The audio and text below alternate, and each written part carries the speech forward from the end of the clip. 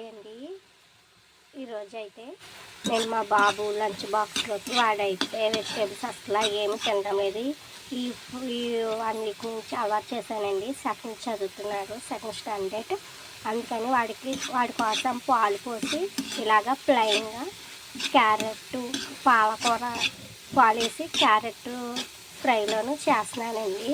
ఇదైతే మస్తుగా ఉంటుంది. మీ పిల్లలు ఇలా మారం చేస్తున్నారా? వెజిటేబుల్స్ అవి తినడం లేదని ఇలాగ ఒక్కసారి ట్రై చేసి చూడండి. ఏం లేదండి, 2 క్యారెట్స్ తీసుకుని పై స్కిన్ తీసేసి ఇలాగా గాజర్ తోటి ఇలాగా కోరేసుకోవాలండి. కోరేసుకున్నాక కొంచెం సాల్ట్ ఆయిల్ వేసి ఇలా ఫ్రై మెత్తగా అయిన తర్వాత చిక్కటి పాలు పోసుకుని ఒక్క పచ్చిమిరపకాయ ఇలా కట్ చేసుకుని ఇలా దగ్గర పడే వరకు ఉంచుకోవాలండి, ఉడికించుకోవాలి. అప్పుడే మనకి క్యారెట్ పాలు పోసి ఫ్రై అనొచ్చు, కర్రీ అనొచ్చు, ఏదైనా అనొచ్చు, మన ఇష్టం. ఈ విధంగా అయితే రెడీ అయిపోద్ది.